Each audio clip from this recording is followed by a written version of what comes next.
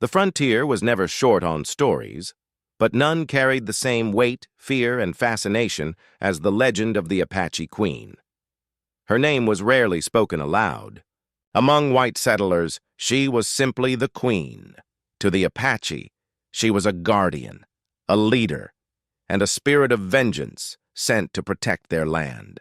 To outsiders, she was a phantom of the desert, a woman who ruled with iron will and left behind nothing but silence where her enemies once stood. Every saloon across the Southwest echoed with half-whispered accounts of men who had dared cross her path. The tales always ended the same, with bones bleaching under the desert sun or a riderless horse returning to the nearest outpost. No man, they said, had ever survived meeting her, and those who claimed to know her face described it with awe and dread.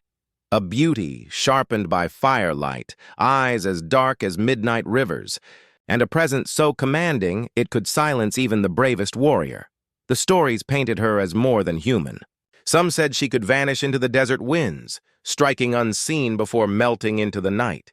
Others claimed she carried a curse, that bullets could not pierce her skin and knives bent against her flesh. Whether myth or truth, it was enough to keep bounty hunters, scouts, and soldiers wary. They might chase gold, cattle, or glory, but none willingly hunted the Apache Queen. She was danger itself. The legend grew stronger with every retelling. Around campfires, settlers would lean closer, listening as old trappers described how entire patrols disappeared without a single survivor. Miners swore that their companions were taken in the night, with only arrows left as a grim reminder. Even the army, with its rifles and numbers, spoke her name with caution. If soldiers feared her, what chance did a lone cowboy or drifter stand? But the stories weren't only about death. Some hinted at her compassion, a strange duality that made her even more mysterious. An old trader claimed she once spared a woman and child who wandered too far into Apache lands. Another swore she let an old man live, sending him back with a warning, never return. Yet, when it came to white men who entered her territory with guns and ambition, the outcome was always the same. Not one had lived to tell what they saw in her presence, and so the Apache Queen became more than a person. She became a force, a living boundary line between two worlds. To cross into her domain was to step beyond the reach of law, mercy, and safety. Even the bravest cowboys lowered their voices when her legend was told, their eyes glancing toward the horizon as though she might be listening. It was in this atmosphere of fear and fascination that one cowboy, unlike the rest, began his journey. He was no stranger to danger, no stranger to solitude. He had heard the warnings, heard them often, but instead of fear, they sparked something else in him: curiosity.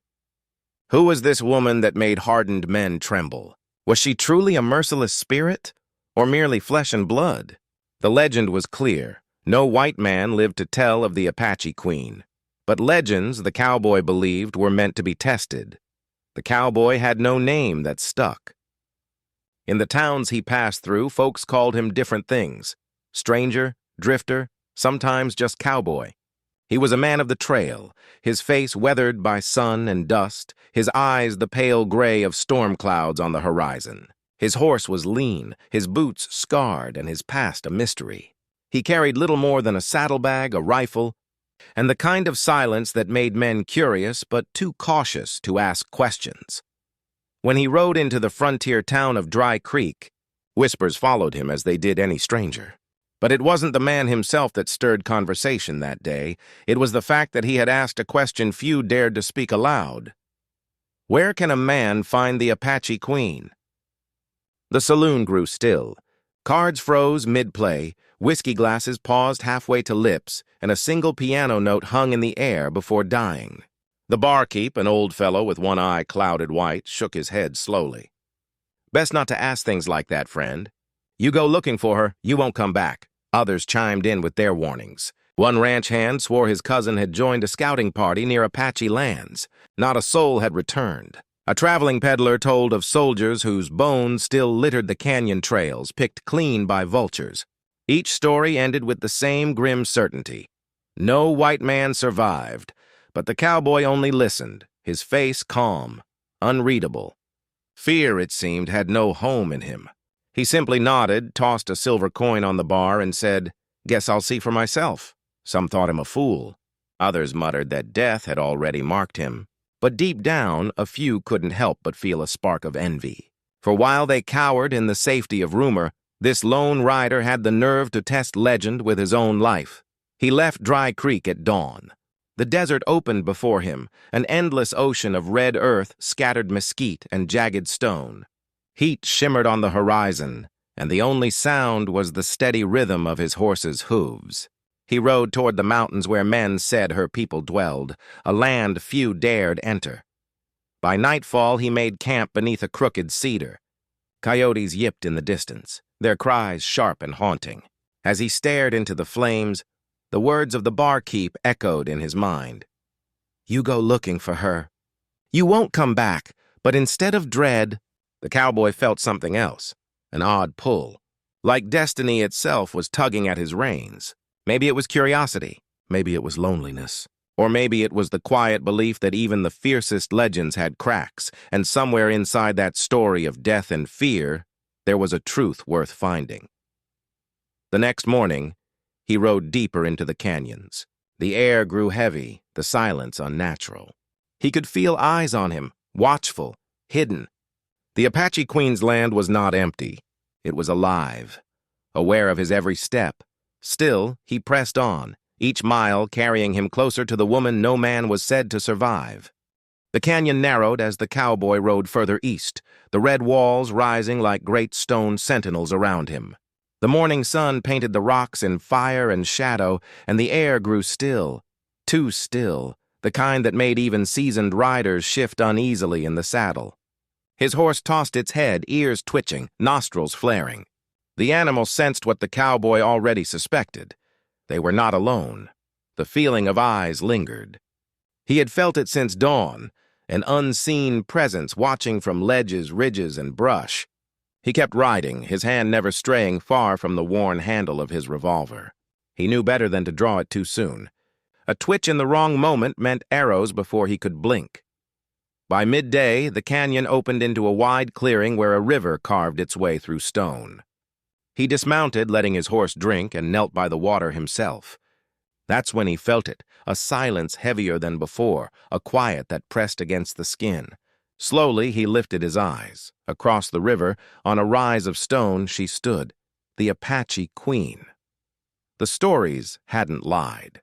She was striking, not delicate like the portraits in dime novels, but fierce, regal, alive with an untamed strength. Her long dark hair spilled over her shoulders, catching the light like black silk.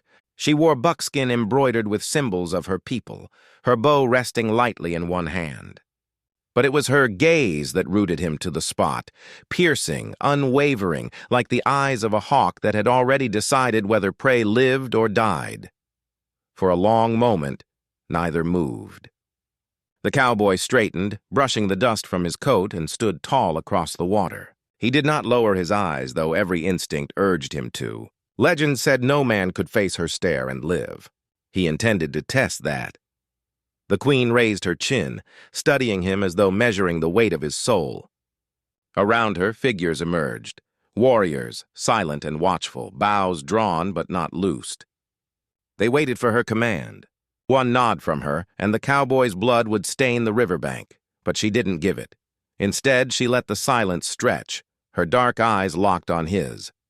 The air between them seemed to hum with unspoken challenge.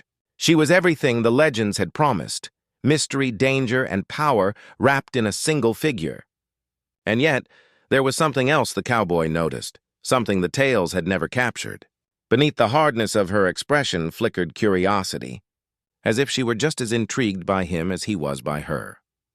He tipped his hat, the gesture small but bold, and in that simple motion, he broke the rhythm of the legend. No pleading, no fear.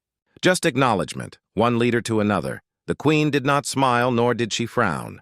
She merely raised a hand, and with that, the hidden warriors melted back into the cliffs and brush. In a blink, they were gone, leaving only her. She stood a moment longer, her figure framed by the wild land she ruled. And then, as silently as she had appeared, she vanished into the canyon. The cowboy exhaled slowly, only then realizing he had been holding his breath. His horse snorted nervously, stamping at the dirt. He placed a hand on its neck, steadying the animal. He had seen her, the woman no white man was supposed to survive meeting. And yet, he still stood. The legend had cracked, if only by a sliver. But he knew this was just the beginning. The cowboy knew from the moment he first saw her that the Apache Queen was no mirage. She was real, and that made her twice as dangerous. Still, he rode deeper into her country, following the river that cut through the canyons like a silver blade. Each mile carried him further from safety and closer to the jaws of legend. By the third day, the land itself seemed to close in on him. Towering cliffs swallowed the sun, casting long shadows that made the air feel cooler, heavier. The trail twisted and narrowed until it was little more than a path carved into stone. The cowboy's horse grew restless, ears pinned back, as if warning him of what was to come. He didn't need the warning. He could feel it. The ambush came swift as lightning. A whistle split the air, sharp and shrill. From the cliffs above, Apache warriors appeared like spirits, their faces painted, their bows drawn. Before the cowboy could reach for his gun, arrows whistled past, striking the dirt at his boots and the rock near his head. A warning shot, not a kill.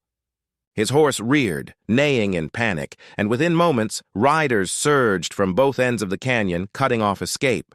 The cowboy held his ground, his hand hovering near his revolver. But he knew the math. One gun against a dozen bows and rifles was suicide. Slowly, deliberately, he lifted his hands, showing he would not resist. The Apache warriors moved with precision, dismounting to surround him. One seized his horse's reins, another yanked the revolver from his holster. The air was thick with tension, but not a word was spoken. Only the sound of hoofbeats echoed against the stone walls. Then she appeared. The Apache Queen rode into the canyon as if it belonged to her alone. Her horse, a proud black mare, carried her with the grace of royalty. The warriors parted, giving her space, their eyes never lifting higher than her shoulders. She dismounted, her movements fluid, silent, commanding. The cowboy's eyes locked on hers once more. Up close, she was more formidable than legend could capture. The leather of her garments bore the marks of battle. The knife at her side gleamed with use, and the feathers in her hair shifted gently in the canyon breeze. But it was her gaze, steady, unblinking, that carried the weight of authority. She stepped forward, her eyes narrowing as she studied him. She spoke in her own tongue, her voice sharp, carrying the cadence of command. One of her men translated, his words clipped, "You are trespassing. The penalty is death." The cowboy said nothing for a long moment. Then, with calm defiance, he answered, "If that's the way of it, I'll face it. But I came to see the truth for myself." A murmur rippled through the warriors, surprise flashing in their eyes at his boldness. Most men begged for mercy, cursed, or shook with fear. This one did not. He stood as if death were just another trail he was willing to ride. The queen tilted her head slightly, considering him. For the briefest second, something unreadable flickered in her eyes. Amusement, perhaps, or curiosity. But it vanished as quickly as it appeared. She gave a command, and the warriors bound the cowboy's hands with rawhide. He had not been killed. Not yet. As they led him deeper into the canyon, toward the Apache camp hidden in the mountains, the cowboy knew his journey had reached a turning point. Legend said no white man lived after being taken by the Apache Queen. He wondered if he would be the first to prove the stories wrong, or just another name lost to the silence of the desert. The cowboy's wrists burned from the rawhide ties as the Apache warriors led him into their hidden camp. It lay tucked deep within the mountains, a place no map marked, no white soldier had ever found and lived to tell. Smoke rose from cooking fires, horses grazed near the riverbank, and children paused their play to stare at the stranger being dragged through their world. Every eye followed him. The men's faces were painted with suspicion, the women's with quiet anger. The children's curiosity was hushed by their mothers, who pulled them back as if the cowboy carried a sickness. Here he was no man, only an intruder, a trespasser, one more enemy in a land already stained with the blood of many. They brought him before her. The Apache Queen sat at the heart of the camp, her presence like a flame around which the whole tribe revolved. She was not draped in gold or jewels like kings of distant lands. Her crown was the respect etched into every bowed head, her throne the earth itself. Warriors lined behind her, silent and waiting, their hands resting on spears and rifles. The cowboy was forced to his knees before her, but he lifted his chin.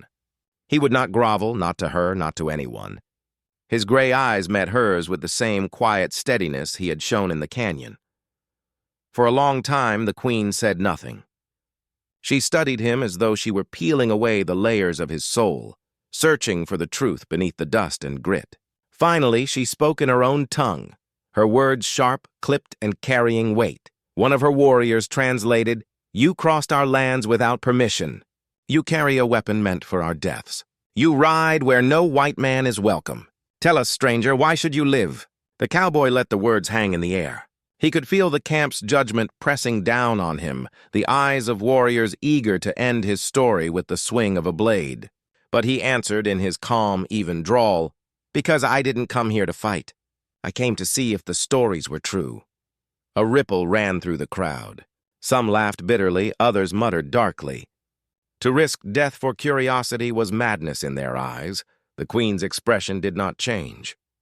She rose to her feet, stepping closer until she stood just a pace away. Her shadow fell across him, and the sun caught the sharp line of her cheekbones, the strength in her stance. "No man who sees me leaves this place alive," the translator relayed. The cowboy's lips curved in the faintest suggestion of a smile. "Then maybe it's time for a first." The words were simple, but their weight hung heavy in the air. Murmurs broke out among the warriors, some scoffing, some restless. His defiance was strange, almost reckless, yet it carried a spark that caught even the queen's attention. She crouched then, her eyes level with his. For the first time, he saw not just a ruler or warrior, but a woman carrying the burden of countless battles, of decisions carved in blood. Her gaze searched his, looking for weakness, for the tremor of fear. She found none. For a moment, silence reigned. Then she stood, gave a single command, and turned away. The translator spoke quickly. "She says your life is not hers to take. Not yet. Tonight, she will decide your fate." The warriors dragged him to a tent at the edge of the camp, bound but alive. As dusk fell, drums echoed through the mountains, carrying the rhythm of judgment. The cowboy sat in the flickering shadows, knowing that before dawn, the Apache Queen would make her choice, life or death.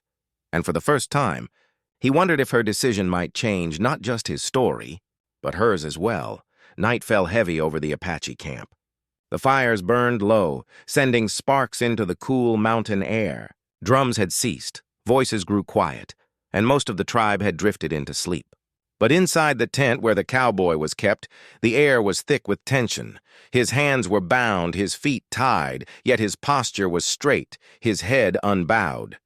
He sat against the wooden pole of the tent, eyes fixed on the firelight that flickered through the hide walls. Most men in his position would be trembling, whispering prayers, or plotting hopeless escapes. He did none of these things. When the guards peeked in, they found him calm, too calm. One muttered that he must be mad. Another spat, saying the queen should not waste a moment on him. But still, they watched him, puzzled by his refusal to break. At midnight, the flap of the tent lifted, and she entered. The Apache Queen. The guards stiffened, lowering their heads. With a wave of her hand, she dismissed them. Alone now, she stepped inside, her presence filling the small space as surely as it filled the canyon. She studied him in silence, her dark eyes sharp, measuring. The cowboy tilted his head slightly, the faintest smirk tugging at his lips. "Didn't think royalty made midnight visits." She did not answer right away. Instead, she crouched before him, close enough for the firelight to dance across her features. When she finally spoke, in her tongue, low and deliberate, her words carried weight. "You are not afraid." The translator wasn't there, but the cowboy understood. Not through language, but through the piercing way she looked at him, as though testing the truth of her own statement. "No," he said simply. "Fear doesn't change what's coming. Never has." Her eyes narrowed, but he noticed the faintest spark in them. Curiosity, not anger. Men before him had cried, begged, cursed her name. This one met her gaze without flinching, even bound hand and foot. "Why?" she asked. The word short, sharp, but understandable even without translation. The cowboy shrugged slightly, the rope around his shoulders creaking. "Because if I'm to die, I'll die on my feet, not on my knees." That's all a man can do. For the first time, her expression shifted. Not a smile, she was far too guarded for that, but something softened in her eyes, as if the steel around them had bent just a little. She rose slowly, pacing the small tent, her steps deliberate, graceful. He watched her, unshaken, though he felt the weight of the moment pressing down. She was not merely a woman deciding a man's fate. She was the embodiment of her people's survival, their fury, their justice. And yet, for a heartbeat, she seemed less like a legend and more like a human being confronting something she did not expect. "You speak boldly," she said, more fluent this time, her English thick but clear. The cowboy leaned back against the post, a dry chuckle slipping from his lips. "Ma'am, it's the only way I know how."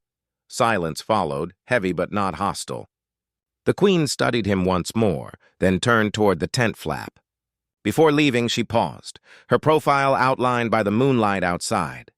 "Tomorrow," she said, her voice low, "we will see if your spirit keeps you alive." Then she was gone, the flap falling shut behind her. The cowboy exhaled slowly, his smirk fading into thought. He had come seeking the truth of a legend, and now he found himself a part of it. Bound, surrounded, and outnumbered, yet somehow still unbroken. And in the eyes of the Apache Queen, he had seen something unexpected. Not hatred, not scorn, but the faintest flicker of recognition, a spirit that would not yield, staring into the eyes of another just the same. The night was colder than the cowboy expected. The mountain wind whistled through the canyons, rattling the hides of the tents and sending the fires sputtering low. Bound and alone, he shifted against the wooden pole, trying to steal what warmth he could from the fading embers. He didn't know if he'd see the sunrise, but he figured worrying about it wouldn't change a thing. Then the flap stirred. He looked up, half expecting a guard come to drag him out for judgment. Instead, it was her, the Apache Queen. She entered without ceremony, her steps soft but sure. The firelight from outside spilled across her figure, painting her in shifting gold and shadow. She carried no weapon this time, only the aura of command that clung to her like a second skin. The cowboy raised a brow, his voice dry with the rasp of long silence. "Didn't figure I'd get company tonight." She did not answer right away. Instead, she stood over him, studying him as if trying to solve a puzzle. Finally, she spoke in measured English, her words careful, accented, but clear. "You do not beg. You do not fear. Why?"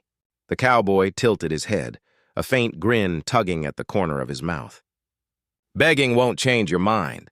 Fear won't change my fate. So what good are they?" Her dark eyes narrowed, but not with anger. Something else lingered there, curiosity, maybe even respect. Slowly, she crouched before him, her gaze never leaving his. The fire outside flickered across her face, catching the sharp planes of her cheekbones, the strength in her jaw. "You are strange," she said softly. He chuckled low. "Been called worse." Silence settled between them, but it was not the silence of hostility. It was heavier, more thoughtful. She studied him for a long moment, then, without a word, drew a knife from her belt. The blade flashed in the dim light as she leaned forward. The cowboy tensed but did not flinch. If this was the end, he'd meet it head-on. Instead, she cut the rawhide binding his wrists. The ropes fell away, leaving angry red marks across his skin. He rubbed them slowly, his eyes never leaving hers. "That's a risk," he said quietly. Her expression remained unreadable. "A risk for both." She gestured toward a small fire pit in the center of the tent. With a flick of her wrist, she signaled him to sit. He hesitated only a moment before moving closer, stretching his hands toward the flame. The warmth seeped into his bones, and for the first time in days, he allowed himself to exhale fully. For a while, neither spoke. The crackle of the fire was the only sound between them. Then slowly, words began to weave their way into the silence. The cowboy told her of the trail, of the endless horizon, the lonely nights under the stars, the gunfights and dust storms that carved a man down to his bones. She listened, her face calm, though her eyes flickered at certain words: loss, hunger, war. Then she spoke, her voice lower now, as if sharing secrets only the fire was meant to hear.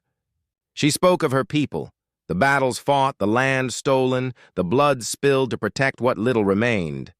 She carried the weight of 100 decisions, each one carving deeper lines of strength into her spirit.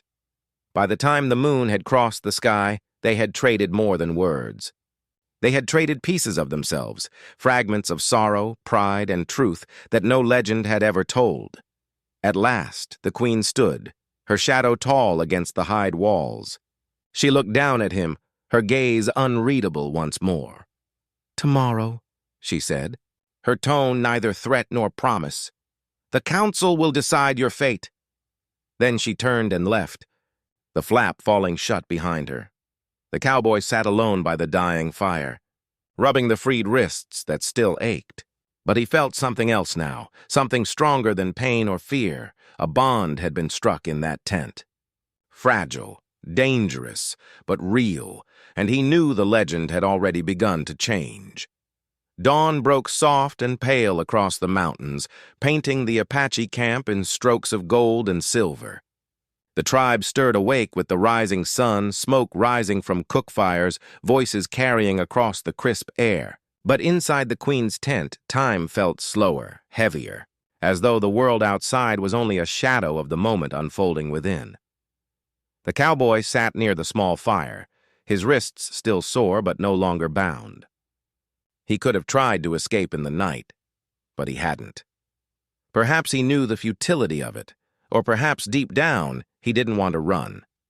Something in the queen's eyes the night before had anchored him more firmly than any rope. When the flap stirred again, he wasn't surprised. She entered as quietly as the dawn itself, her movements graceful, her presence commanding. Yet this time there was no weapon, no guard, no mask of judgment. Only the queen, her dark eyes calm, her face carrying the weight of a leader but softened by something unspoken. "You stayed," she said simply. The cowboy gave her a half smile. "Didn't figure I'd get far. And besides," he shrugged, "you cut the ropes. Felt wrong to waste the chance." She studied him a moment, then seated herself across the fire. The silence stretched between them, not uncomfortable but heavy with meaning. Slowly, words began to flow, not as enemies, not as judge and prisoner, but as two souls carved by different trails. The cowboy spoke first. He told her of the life beyond the desert, the ranches that rose like islands in seas of grass, the towns that sprang up with every new railroad track. He spoke of cattle drives and endless plains, of the hard work that made a man's backache but also gave him purpose. Yet beneath it all, he admitted to something few men would: loneliness. "A trail's long," he said, staring into the fire. "You get used to silence. Sometimes it's all you got." The queen listened, her eyes never leaving his face. When she finally spoke, her voice was steady, but her words carried the weight of memory. "My people had silence forced upon them," she said. "We lived free once. The rivers were ours, the mountains, the sky. Then soldiers came, miners, ranchers. They took the rivers, the land, the sky. And when we spoke, they answered with bullets. Now, we fight for what little is left." Her words cut deep, not sharp with anger, but heavy with sorrow. The cowboy did not interrupt, did not defend or explain. He only listened because he knew nothing he said could wash away the blood carved into the land. For the first time, the queen's voice faltered. "Every day I choose who lives and who dies. My people call me strong, but strength..." She looked away, the fire reflecting in her eyes. "Strength is only the mask of survival." The cowboy felt something shift inside him. He had come seeking a legend wrapped in blood and danger. Instead, he found a woman carrying the weight of her people's history, bound by duty she had not chosen but could never escape. "You ain't alone in that," he said softly. "Every leader carries ghosts. Only difference is yours aren't forgotten." For a long moment she was silent. Then, slowly, her eyes met his again. In them he saw not just the fierce Apache Queen of legend, but the woman beneath, the one who had carried burdens too heavy for any soul, yet bore them still. And in his gaze, she saw a man unbroken by fear, a man who met her not with conquest or pity, but with a kind of respect she had never known from an outsider. The fire crackled between them, carrying the weight of their shared truths into the air. Two worlds had clashed for generations, but in that small circle of firelight, for the first time, they touched, and both knew the stories told around campfires would never capture this moment.